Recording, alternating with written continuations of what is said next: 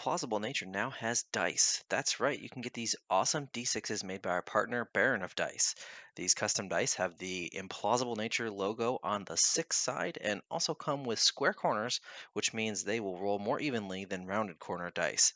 Head on over to baronofdice.com and use discount code IN. Welcome to Implausible Nature, your home for all things Black Templar. On today's video, we are talking about the biggest winners and the biggest losers from the Space Marine Index.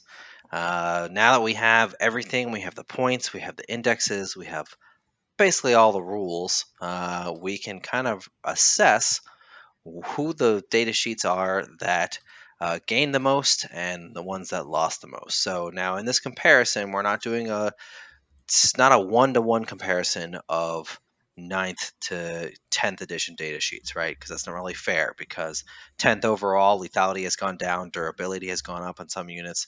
But what we're looking at is the comparative power level. So where a unit's power level was in 9th compared to where its power level we think is going to be in 10th. Yeah. Let's get right into it. We're going to rip the Band-Aid right off, and we're going to start with the biggest losers. And the biggest loser of them all, we've already talked about this a lot on the Discord, is sadly our beloved Vanguard vets. So these guys lost every option they had except for storm shields and pistols. In exchange, they got heirloom weapons, which as Bob said on the Space Marine stream, they're not good because they're old and rickety. so They haven't been sharpened in a while. They haven't been sharpened in a while. So yeah. So I'm so disappointed with these guys because this was a staple of our lists. It was fun to have fast moving elite guys that punch really hard with Sword of Judgment, the Fist of Balthus, and stuff like that. And these guys just don't do it.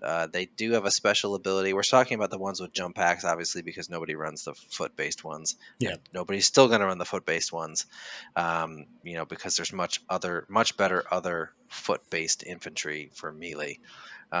But their special ability is Vanguard Assault each time this unit ends a charge move until the end of the turn.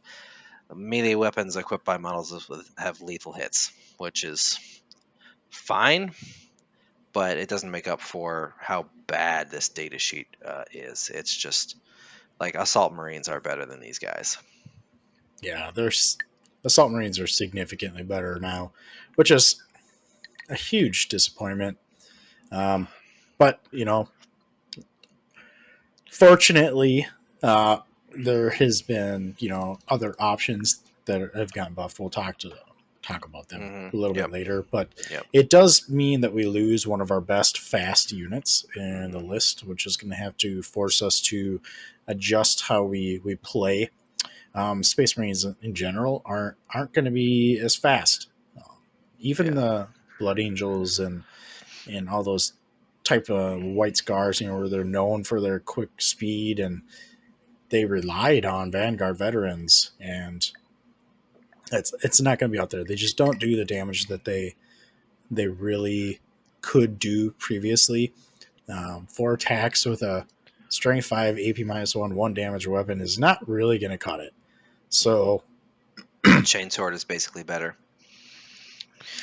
Yeah. So yeah. So moving on from these guys, who do we have next, Bob?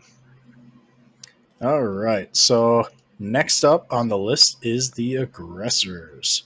So these guys recently got a big glow up in our balance sheets in 9th edition, but we're not going to see them on the board anymore. The reason is, even though they got a flex up in their toughness, unfortunately their weaponry has been nerfed significantly. In the form of the auto bolt gun gauntlets. So these no longer have two weapons that you're shooting. It's only the one, and it's twin linked. So you're going to be cutting down on the shots that it generates significantly. And that's where these guys really kind of flex their muscles. Yeah. So putting like dozens of shots on your opponent with uh, a full size squad. Now it has to be six because it's either three or six Hmm. in them. Um, they're reasonably priced, and they do have the ability to have a decent power fist that's twin linked in close combat. But even then, they lose attacks that they used to have. The Flamesword gauntlets are decent, but they're 12 inches, and I just the ability to do both roles with these guys are what kind of really held them together, being able to shoot and then follow that up with close combat. They just don't do it anymore. Um, Yeah, they unfortunately, they can get the extra AP on on there when they're shooting the closest target, but on a strength 4 gun with 3 shots, that's that's not all that wonderful. And it's like the thing they relied on was volume of fire because their guns weren't that good. yeah, So they needed that volume of fire to do, to have the impact that they had. Which, much like our next unit, also lost a ton of volume of fire, and that is one of my favorites, Centurion Assault Squad. So these guys had a pretty significant jump in toughness. They went to tough 7, yeah, which is like light vehicle territory, monster territory almost, which is a pretty significant durability buff, I think. The problem, though, is their Centurion bolters and their flamers got their shots all cut in half. Um, so you know, it's not they're not going to put out the volume of fire that they did, and that was one of the reasons to take them, is because they would just absolutely destroy light infantry. You could just erase a squad of guardsmen or a squad of gargoyles or gaunts or something like that. And the other reason to take them is they're ridiculously good in melee.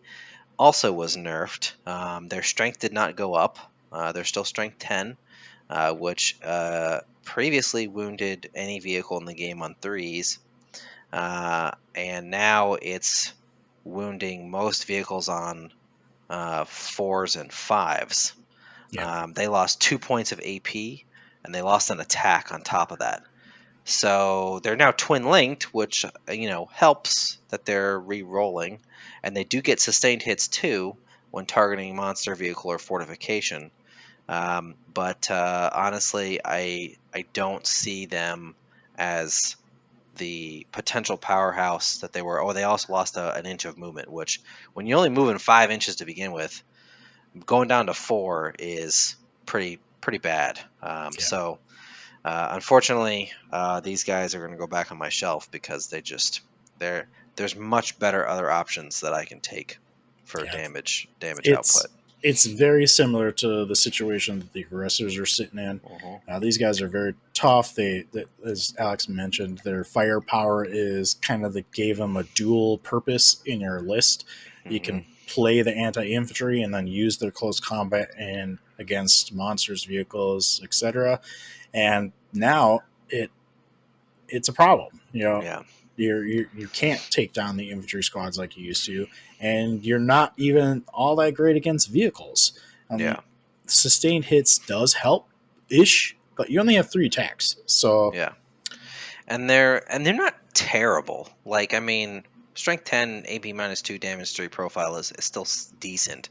But the problem is for me is that they just I have other better options for cheaper or the same points that are going to fulfill the same roles. yep, So yeah. So sadly, one of my brother Sergeant Chadius is going into retirement for now. He's taking a sabbatical, as it were. Yeah. What else? What else do we have, Bob? All right. So the next unit is an unfortunate unit for me. So I got 6 boxes if anyone wants them. The Inceptor Squad. So this unit. Let me start off by saying as they got a significant pay or cost reduction over what they currently are. Yeah, they're 115 points now for 3, which is So pretty cheap. yeah, that's pretty cheap for the unit if it was a 9th edition. However, this unit, their ranged weapons are completely trash. So the plasma exterminators, which basically was what everyone took, you only am armed with one of them. Yep. And It's only instead 2 of shots. it's only 2 shots. Instead of having essentially 2d3, which upwards of 6 shots you could potentially have per guy. Now we're forced to only take 2, and the plasma exterminators took a 1 AP hit across the board in general, and you can't even take them as assault bolters because those got nerfed too. So, well, okay, forgive me. They did take an additional damage up, so it's damage 2 instead of damage 1 now, but you're shooting half shots. Yeah. So they do have sustained hits, so I could maybe say that you take assault bolters, and that might be okay. But even then, like, you don't really I get don't know. much for what you're paying for. There's Yeah. a lot of units that can dish out way more damage for the price that you're getting. I mean, like, if I'm going to take Assault Bolter in Inceptors, like, I get they're tougher, but, like, I'd for less points, I'd rather have Suppressors, who have something that is useful to the rest of the army and higher strength and, are still fast. So, yes, they're not as durable as Inceptors are, but at the same time, like, they have more utility, Yep. So you're not taking the assault bolters because they're like amazing damage output. So Yeah, and the twin link does not save them in this. When you're only firing 2 shots with the plasma, it's just not going to makes it hard. happen. Yep. It's just not going to happen. So that brings us to our last unit, and Bob and I hemmed and hawed back and forth on this, but he made some valid points, so I gave it to him. Eradicators are in this list. Now, you might be thinking, Alex, but you can re-roll literally everything: hits, wounds, damage, which is great. It actually saves them from being utter garbage, because they would be utter garbage, given that Melta really is not very good against tanks anymore. It's only strength 9, Yep. still AP 4, which is nice, still D6 damage, but it lost 6 inches of range. They did go up in toughness, so they're tough 6 like all the other Gravis, so a little bit durability boost. But they did take like about a 30 or so percent damage decrease, even with all those rerolls. Now, they're going to be more consistent, because I can't tell you how many times it's like, yes, I got 3 shots through on my Eradicators. 1, a 2, and a 1. Awesome. You're always going to roll 1s at the worst possible time, and now you can just be like, you know what, I'm going to re-roll all that. So they are going to be more consistent for you overall, but they are not the, like, I'm going to point and shoot at, whatever tank and just murder it anymore. Something that I do want to note for them, though, is they also got significantly cheaper. They were, for a 3-man, 135 points. They are now just 95 points. So at least they've taken a significant points decrease in that respect, which is kind of why Bob and I hemmed and hawed back and forth on this. So they are on this list because they did take a significant decrease in what we were used to them doing. comparatively to their 2 editions. Um, but yeah. So that is our biggest losers list. Now it should be noted that I think realistically the only unit that is just awful on this list is the Van Vets. Everything else is okay, but it's taken a significant decrease in what its output was and what its usefulness was in ninth edition comparatively. So, Yep. um, yeah. So let's move along to the biggest winners. Now we have 2 honorable mentions here. The first one, surprisingly, is Scouts. Who'd have thought Scouts are good? Good old firstborn Scouts. So Scouts got a pretty decent glow up. They're still pretty cheap. They're 14 points a model basically. Probably the biggest thing here. I mean, obviously free war gear. We've had free war gear, which is nice. But really, the biggest thing here is they got a second wound. So that's a huge durability boost for them. Um, that and having infiltrators still. They also have scouts, which is great. And then they have guerrilla warfare, which was that Phobos strat from the other one, from the ninth edition. However, important thing to note here with that strat is it happens at the end of your opponent's turn, which means you can yoink them off the board in your opponent's turn and then bring them right back on in yours in some place different. So I like the timing on that. That's why these guys are an honorable mention. Yeah, I think that they compared to the ninth edition version, which again, it's not a list of this is things that you have to take. We are Right. comparing the data sheet from where it was to what it is now. Yep. And obviously we have planes to go along with that now. So they're a lot better for what they do. If you need a cheap, quick unit, I believe it's 75 points for the unit now. 70. 70 points. Mhm. And then you get all your extra weaponry for those things. So Yep. solid. I mean, it's a Yeah. solid unit. Now, would I probably take them over something else? Maybe not. But at least you're considering them now because they do have some bonuses. And I have some painted ones. Oh, I got a With lot those of painted ugly ones. heads. Those ugly, ugly heads. Anyway, Bob, what's our next honorable mention? So the next one is the Invictor Tactical Warsuit. But Bob, why is the Invictor on here? So in ninth edition, it was a decent unit. It was okay. It basically was, unless you're running Iron Hands, then they're really good, or the Ultramarines. But for us, they were just an average unit. There were 160 points, I believe it was, I and think they ended up then being 140 by the end of the edition. yeah. Something like that. So I mean, it was about the same point range of what it is now, but what they really were is a distraction convex. So that was basically what you took it for. You infiltrate them up or move them up to whatever you needed to do, and that was just really it.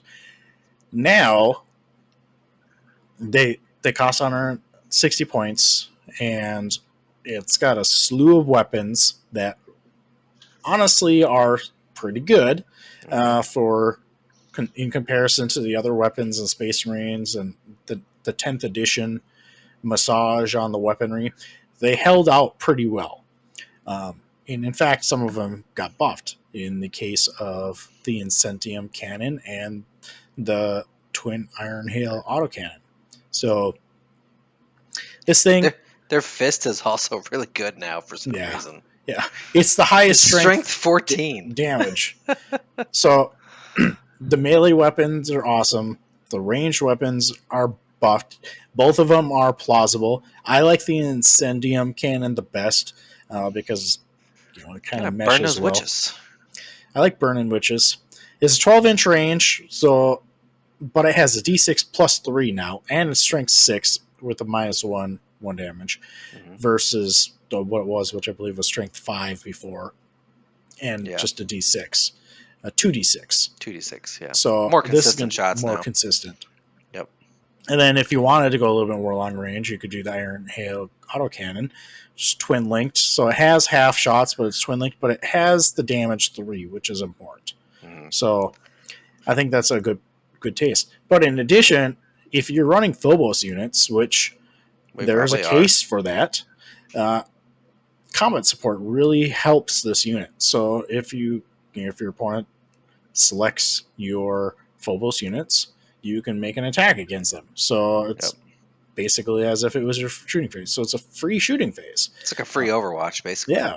And it doesn't say that it has to be a Overwatch ballistic skill. So you're basically resolving it as if it's your shooting phase, full shots, which is pretty cool. So I think these guys got a really big glow up. It can't infiltrate or conceal position anymore, but it does have Scout 8. It has 8 movement, so this thing's rocking across the board pretty fast anyway. Mm-hmm. Toughness 8, 12 wounds. So I really kind of like it. I felt this was an improvement, a decent improvement over the datasheet that it had originally, especially if you're running Phobos. So that's really kind of where you're at. You're not having to use it as a distraction card effects anymore. It actually has utility. It provides something to the army now. And I mean, the loss of concealed positions isn't that big a deal to me because honestly, like that was always very high risk, high reward. Anyway, doing that with this, Scout 8 is really good and allows it to, still get into a good position, before first turn. So, Yeah. so yeah. So moving right along here, our next one is one of our favorite units, the Primaris Sword Brethren. Now we've seen this unit for a while now. It was in our faction focus, so probably about 2 weeks now. And we've talked about this a little bit, but honestly, like Sword Brethren in ninth are at the beginning of ninth, they were pretty mediocre. They got better and better throughout ninth, especially once we got free war gear. They became really good because you could just pile on all kinds of special stuff on them. And they were a good combat unit at that point. Somehow they got better amidst all that. They gained a wound. They gained an amazing ability where they can choose an extra attack or an extra damage. So really, really great utility with that. Um, and they did lose the lightning claws, so that's unfortunate. But they retain the thunderhammer and the pistols, and it's all free still. And really, I mean, you can't ask for too much more. Oh, and they've built in now a sergeant who has a mastercrafted power sword that hits on twos. So the power swords all went up to strength. Oh, I guess they were already strength 5. Um, but still, being able to choose more attacks or more damage, and then stack our vows and all our other abilities that we have now on top of these guys, really, really, really good unit. Yeah. These things I play, and for most of ninth edition, I have played trade style list. These guys are the epitome of the trade. These can trade up with anything now. So before there was still an argument between Blade Guard veterans and Primaris. No, it's gone. It's gone. So these guys have been just buffed through the roof. They have the extra wound. They got the extra damage. They're more durable, higher damage. You can pop 2 litanies on them, or the 2 vows. Vows, yep. You can make these things ridiculously strong, even at the 5-man. They did go up 8 points a model, so they are now 30 points a model instead of 22. But I think it's well worth it. The extra wound and the change to Valsworn Bladesman is absolutely worth 30 points a model. So no complaints from me on that. The only thing that I would say is a little bit annoying is if you wanted to take a large squad, you have to take it in an 11-man squad, which is a little odd. It's either a 5-man or 11-man squad. You know what, though? For those of you who've seen Spinal Tap, you know this reference is these guys go to 11. It's like, well, but why not just go to 10? But these go to 11. So when you need that extra oomph in battle, they go to 11. So another surprise on this list, I think, for everyone is Reavers. Bob, tell us how Reavers got better because, man, did they get better. These things are amazing. So if you're in my Discord, you'll notice Bob's that so excited about Reavers. yes, I am. I had to convince myself not to take these and a bunch of lists that I did because it just didn't really mesh with what I was going with my ride and dirty list. So you may Hmm. have seen that. That's coming soon. But Reavers are amazing now. Amazing. So Hmm. what do you get with the Reavers? I'm not even going to count the Reaver Lieutenant with it, but he amplifies them Yeah. a ton. But by themselves, they have Scout 6, so which is awesome because that's not something they had before. Yep. They can still do the grav shoots and the grappling launchers, so you can deep strike them. So to get them where you need. So they are a utility piece. They are not. I'm going to get in your face and I'm just going to bash you in the face with my weaponry. But you can almost do that if you attach the lieutenant. So you have a glow up on your combat knife. So it is precision based now. So Hmm. they have an extra attack. So 4 attacks with the standard stat line, but you can direct all those at characters, which is huge. That's a huge thing. The same thing with their special issue bolt pistol. So these things can be character killers if you need them to be. But that's probably not what you're using them for. What you're Hmm. using them for is fearsome assault, which gives you the ability to charge something and force it into a battle shock. Yep. That is really, really huge. And So, it'll take it at a -1. yep, anything within So, 6 inches. So yep. not only is that unit, if it's going to be a 6 inch bubble around it, or 9 inches if you have the lieutenant, Yep. which is a really big bubble to force battle shocks on things. So you can use this unit to you can come in off of reserves if you want. You can come in deep strike, get onto your opponent's hard to reach uh, area of the board, and tap them for battle shocks that they're probably not going to pass because there's not a ton of leadership 6 stuff on in the game. Most of it's 7 or higher. So Hmm. if they're rolling on 8s, let's be honest, we all know how easy it is to roll an 8 or a 9 because we had to do it with charging. It's just not going to happen. Yeah. So then their OC is going to drop down to 0, or they're going to hit at -1 because of their battle shocks. And there's just a whole lot of problems they're going to cause for your opponents for 95 points. Yep. They stayed really cheap, which is awesome. 19 points a model. They've got 2 awesome abilities. The LT, in addition to giving them lethal hits, he also gives the Terror Troops aura a 3-inch boost, making it a 9-inch aura, which is pretty damn big. So, Yep. overall, great utility unit for these guys.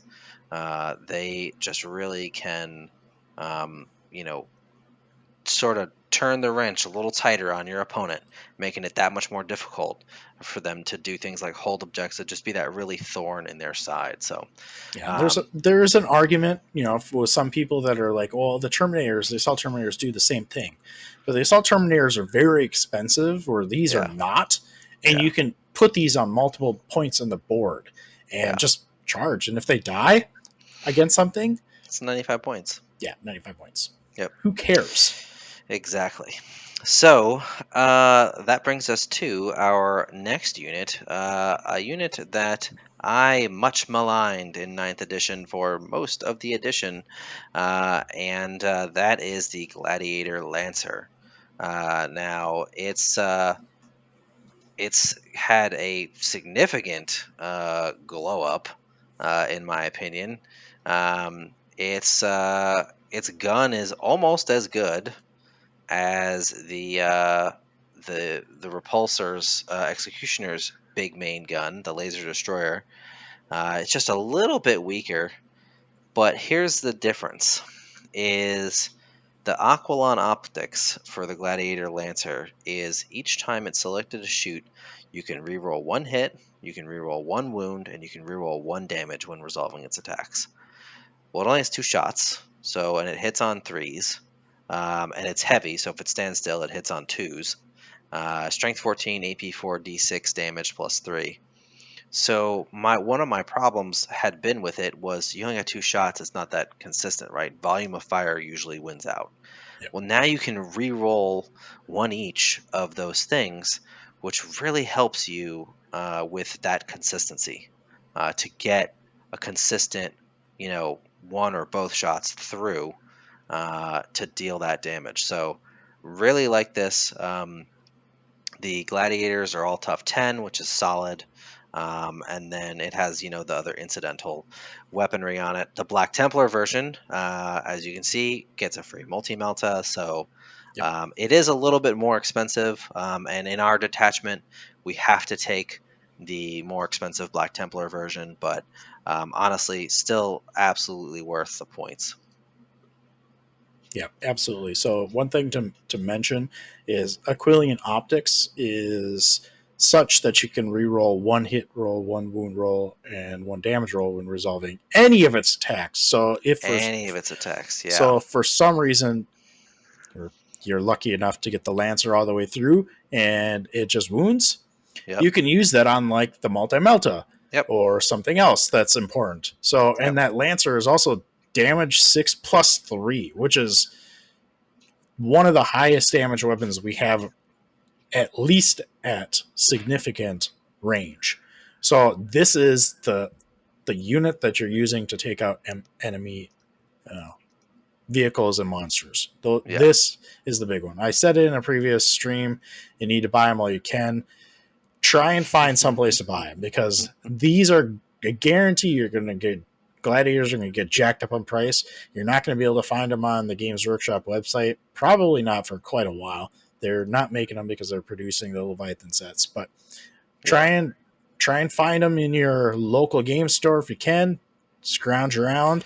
I was fortunate enough to find some in Plus, 9th edition. So the bonus of buying the Gladiator kit is that it's really easy to swap it out back to an impulsor. It's an impulsor chassis with some extra bits, yeah, and that stuff just all push fits together. You don't need to magnetize anything with this kit. It all push fits together. The main gun, the back half of the chassis, all of it can just push fit on to either make it an impulsor or a Gladiator, which is awesome. So, yeah. it's What do we got really, really next, good. Bob? So the next one is going to be a fun unit. We're harken back to the days of 4th edition. Days of yore. So the Vindicator. We kind of saw this when we were going through on our stream, and we were like, wow, what the heck happened to this thing? So I didn't read into this prior to, I was kind of going through the data sheets one at a time. I hadn't read them all until that point. And I saw this, and I'm like, what the hell happened to this thing? Yeah. In a good way. In a good way. So I mean, it couldn't have gotten much worse than it was because, I literally, mine is like dusty on my shelf from literally 5th edition, I think was the last time I ran this tank. So, yeah. It's fun. It got a significant boost. The cannon itself is much better. D6 plus 3 shots is awesome. It's got strength 14, AP3, and D6 damage. D6 damage is okay, but still minimum 4 shots, average of 7, which are 6.5, whatever, is pretty awesome. And the siege shield just makes this thing like you cannot turn off its cannon. You have to kill it. Like that was one of its biggest weaknesses was I'm just gonna engage it in melee, and because it has blast, it's not gonna be able to shoot me in melee. It's not gonna be able to shoot anything else, and you just completely neuter its only weapon. Well, Siege Shield doesn't care anymore because not only can you still shoot in engagement range and blow away the unit that tried to tag you, but it doesn't take the -1. So blast with this gun is straight upside. And blast has gotten better as a rule anyway. It's not as much of a detriment. You hit, if you need to take out some elite infantry and it's a 10-man squad of Terminators or something that you're going to shoot at, you're going to be getting D6 plus 5 shots. That's pretty gross. So overall, love it. Super excited to plop this guy back on the table.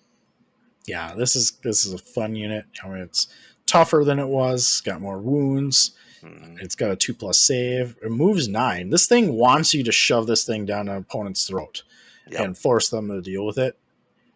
If they kill it, you're gonna lose 225 points. It's a little bit It's a bit spendy, pricey. It's a bit spendy. but you can take one of them in the list, and it's something that's gonna draw your opponent's attention. Because this thing, if they don't know what the Demolisher Cannon does, they will find out They're going to soon. find out soon enough.